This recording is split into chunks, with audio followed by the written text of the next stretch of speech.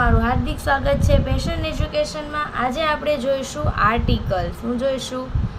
Article. Article એટલે ગુજરાતીમાં થાય ઉપપદ, પરંતુ આપણે ગુજરાતીમાં આર્ટિકલનો ક્યાંય પણ જગ્યાએ ઉપયોગ કરતા નથી। આપણે ફક્ત અને ફક્ત ઇંગ્લિશમાં જ એનો ઉપયોગ કરવામાં આવે છે। તો જોઈએ કે આર્ટિકલ છે શું? તો આર્ટિકલના ટોટલ 2 પ્રકાર છે। કેટલા પ્રકાર છે? 2 પ્રકાર છે। પહેલું છે ઇનડેફિનેટ આર્ટિકલ। શું થશે? ઇનડેફિનેટ આર્ટિકલ એટલે કે અનિશ્ચિત આર્ટિકલ, અને બીજું છે ડેફિનેટ આર્ટિકલ એટલે કે નિશ્ચિત આર્ટિકલ। ટોટલ આ રીતે 2 પ્રકાર છે આર્ટિકલના। જોઈએ કે આર્ટિકલનો ઉપયોગ ક્યાં ક્યાં કરવામાં આવે છે, કેટલા પ્રકાર છે, કઈ રીતે થાય છે। તો ત્યાર પછી જોઈએ કે અનિશ્ચિત આર્ટિકલ, તો એના ટોટલ 2 પ્રકાર આવશે, એ અને એન। અનિશ્ચિત આર્ટિકલમાં કેટલા પ્રકાર આવે? 2, એ અને એન। અને નિશ્ચિત આર્ટિકલમાં તો એક જ આવશે, ધ, જે આપણે જાણીએ છીએ। તો હવે જોઈએ કે આર્ટિકલ એ છે એનો ઉપયોગ કઈ કઈ જગ્યાએ થાય। તો કે એક વચન જાતિવાચક નામ। કેવું? એક વચન જાતિવાચક નામ। આ ખાસ યાદ રાખો, એક વચન હોય ત્યાં જ આર્ટિકલનો ઉપયોગ થશે, બહુવચનમાં આર્ટિકલનો ઉપયોગ થશે નહીં। બહુવચનમાં આર્ટિકલ એ અથવા એન આ બંને આર્ટિકલનો ઉપયોગ બહુવચનમાં કરવામાં આવતો નથી। તો જોઈએ એક આર્ટિકલ એ છે એનો ઉપયોગ ક્યાં થાય? તો કે એક વચન જાતિવાચક નામનો ઉચ્ચાર। શું? નામનો ઉચ્ચાર। વ્યંજન। વ્યંજન એટલે ગુજરાતી વ્યંજન ક થી જ્ઞ। કયા? ક થી જ્ઞ। ABCDના વ્યંજન નહીં, એ ક થી જ્ઞમાં થતો હોય તો તેની આગળ આર્ટિકલ શું લાગશે? એ।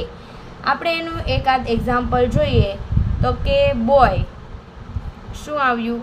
બોય। બ આવ્યો તો આની આગળ શું લાગશે? એ। ત્યાર પછી જોઈએ ગર્લ। અહીંયા ગ આવ્યો તો આની આગળ શું લાગે? આર્ટિકલ એ।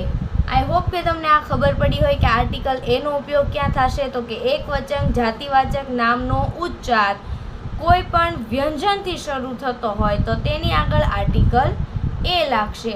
હવે જોઈએ કે આર્ટિકલ છે એન ક્યાં લાગે છે? અહીંયા કીધું એક વચન જાતિવાચક નામનો ઉચ્ચાર, તો અહીંયા પણ એ જ આવશે કે એક વચન જાતિવાચક નામનો ઉચ્ચાર। શું? ઉચ્ચાર શેનાથી થતો હોવો જોઈએ? સ્વર। કયા કયા? અ થી અહ। જો સ્વર અ થી અહ થી થતો હોય તો તેની આગળ કયો આર્ટિકલ લાગશે? એન। કયો આર્ટિકલ લાગે? એન। ખ્યાલ આવ્યો? હવે જોઈએ કે એનના એક્ઝામ્પલ જોઈએ તો આપણે પહેલું એક્ઝામ્પલ જોઈએ હોનેસ્ટ। શું જોઈએ? હોનેસ્ટ। આને હો નથી વચાતો, આને ઓ વચાય છે, ઓનેસ્ટ વચાય છે। શું વચાશે? ઓ નેસ્ટ। શું વચાય? ઓ નેસ્ટ। તો આની આગળ શું લાગશે? એન। બીજો એક્ઝામ્પલ જોઈએ એપલ। આવ્યો એ, તો આની આગળ શું આવે? એન। ખ્યાલ આવ્યો તમને? એ અને એનમાં આર્ટિકલ એનો ઉપયોગ ક્યાં થશે? કે જ્યાં વ્યંજનથી શરૂ થતો હોય। શેનાથી? વ્યંજન। વ્યંજન હોય તો એ અને સ્વર હોય તો એન। ખ્યાલ આવ્યો? હવે જોઈએ એના કંઈક અમુક વિશેષ નોંધ જોઈએ એની। શું જોઈએ? નોંધ। તો કે નામ, વ્યક્તિનું નામ હોય એની આગળ આર્ટિકલ લાગતો નથી। કેવું નામ? જોઈએ કે હવે મારે એવું લખવું હોય કે જાનકી, તો હું ન લખી શકું કે હી ઇઝ અ જાનકી, આવું લખાતું નથી, આ એ આવશે નહીં, એટલે કે વ્યક્તિના નામની આગળ આર્ટિકલ લાગતો નથી। બીજું કે કોઈ સર્વનામ હોય। શું હોય? સર્વનામ। કેવા કેવા સર્વનામ? તો કે માય, અવર, હિઝ, હર, આ કોઈની આગળ આર્ટિકલ લાગશે નહીં। જેમ કે એમ કેવું હોય કે આશી ઇઝ માય સિસ્ટર, આવું કેવું હોય? તો આ માયની આગળ અ લગાડવાનો નથી। ખબર પડી? ખ્યાલ આવે છે? હવે ત્યાર પછી હજી એક છે કે કોઈ પણ બહુવચનમાં આર્ટિકલ લાગશે નહીં. બહુવચન હોય તો આર્ટિકલ લાગશે નહીં. એટલામાં ખ્યાલ આવ્યો. હવે જોઈએ આર્ટિકલ ધ. શું જોવાનું છે? ધ. આર્ટિકલ ધનો ઉપયોગ કઈ કઈ જગ્યાએ થાય છે? તો આપણે જોયું કે આર્ટિકલ ધ કેવો છે? નિશ્ચિત આર્ટિકલ. કેવો છે? નિશ્ચિત. નિશ્ચિત એટલે આપણે એને બીજી ભાષામાં ચોક્કસ પણ કહી શકીએ. શું કહી શકીએ? ચોક્કસ. નિશ્ચિત આર્ટિકલ એટલે ચોક્કસ આર્ટિકલ પણ કહેવામાં આવે છે. તો હવે ધ મુકાય છે ક્યાં?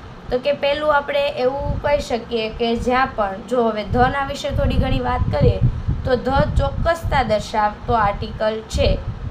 તમે આગળમાં અભ્યાસ કર્યો જ હશે ધનો, તો ત્યાં તમને એવું કહેવામાં આવ્યું હોય કે this is a cat blank, cat is white, આવું કીધું છે. અને અહીંયા હું મૂક્યો હોય ધ, તો આ બંને નામ સરખા જ છે ને? સરખા. તો અહીંયા કેમ એ આવ્યો અને અહીંયા કેમ ધ આવ્યો? અહીંયા એ આર્ટિકલ લાગ્યો અને અહીંયા ધ આર્ટિકલ. આવું કેમ થયું? તો કે આ અનિશ્ચિત છે. કેવું છે? અનિશ્ચિત. અને જે આ છે ને, એક વખત આવ્યું અનિશ્ચિત, તો બીજી વખત જ્યારે આવે તે કેવું થઈ જાય? નિશ્ચિત. એટલે કે કોઈ પણ નિશ્ચિત નામની આગળ આર્ટિકલ ધ લાગે. ખબર પડી? નિશ્ચિત નામની આગળ આર્ટિકલ ધ લાગે છે.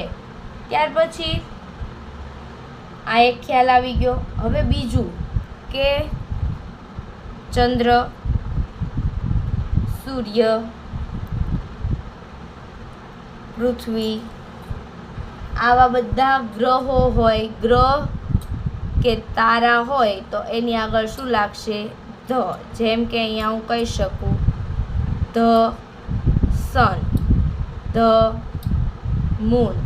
ખ્યાલ આવ્યો? કોઈ પણ નિશ્ચિત આર્ટિકલ હોય, જેમ કે તારા અથવા ગ્રહોના નામ હોય, તેમની આગળ ધ મૂકવામાં આવે છે. ખ્યાલ આવે છે? ત્યાર પછી ત્રીજો નિયમ. કોઈ પણ સ્થળ હોય પણ કેવું સ્થળ હોય? નિશ્ચિત હોય ત્યારે શું લાગે? ધ. જેમ કે ધ સ્કૂલ લાગ્યું, ધ લાઇબ્રેરી, આવા નામ હોય તો એમની આગળ શું લાગશે? ધ. ખબર પડે છે કે કેટલીક વસ્તુ કે વ્યક્તિ અમુક સ્થળે અને સમયે નિશ્ચિત પરિસ્થિતિમાં હોય ત્યારે શેનો ઉપયોગ કરવામાં આવે છે? ધનો ઉપયોગ કરવામાં આવે છે. ત્યાર પછી ચોથું છે નદીના નામ. શેના?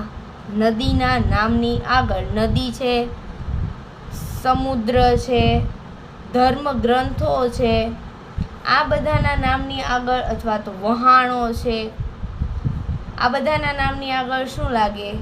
ધ. એક્ઝામ્પલ આપીએ એના તો ધ ગંગા, ધ એટલાન્ટિક, ત્યાર પછી ધ રામાયણ. આ બધા નામ છે. The Titanic. આ બધા નામની આગળ શું લાગે છે? ધ લાગે છે. ખ્યાલ આવે છે? ત્યાર પછી આપણે જોઈએ કે હવે આ તો થયું. હવે એક નંબર આવે. કયા નંબર આવશે એની આગળ? The cardinal number. કયા number? Cardinal number. Cardinal number એટલે ફર્સ્ટ, સેકન્ડ, થર્ડ. આ બધા નામની આગળ શું લાગશે? ધ. શું લાગે છે? ધ. કઈ રીતે? તો કે આપણે એક્ઝામ્પલ જોઈએ. This is the second option. Example શું આવે? This is the second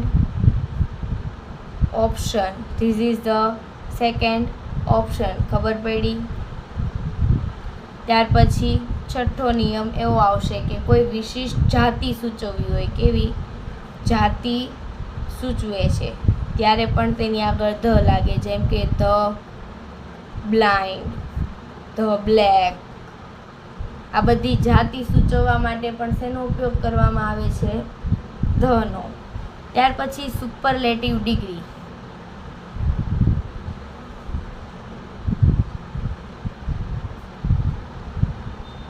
superlative degree હોય, સુપરલેટિવ ડિગ્રી એટલે એમ કહી શકાય કે લોંગેસ્ટ. ઈએસટી જે નામની આગળ ઈએસટી આવતો એની આગળ શું લાગશે? ધ. એક્ઝામ્પલ આપીએ તો the Ganga is the longest river in India. ખબર પડી? ધ કોની આગળ લાગશે? તો કે સ્થળ, નિશ્ચિત સ્થળ હોય એમની આગળ, નદી, સમુદ્ર અથવા તો ધર્મગ્રંથોના નામની આગળ, કાર્ડિનલ નંબરની આગળ, જાતિ સૂચવતા હોય તેમની આગળ, પછી સુપરલેટિવ ડિગ્રીની આગળ. આ બધાની આગળ શું લાગશે? ધ. અહીંયા તમારો ધ એટલે કે આર્ટિકલવાળું ચેપ્ટર પૂર્ણ થાય છે. એટલી માહિતી છે જે ધ, એ, એન અને ધ વિશે તમને કહેવામાં આવે છે કે ક્યાં લાગે છે, એ, એન અને the. Thank you for watching. જો આની વધારે માહિતી જોતી હોય તમારે તો તમે મને કોમેન્ટ બોક્સમાં જણાવી શકો છો.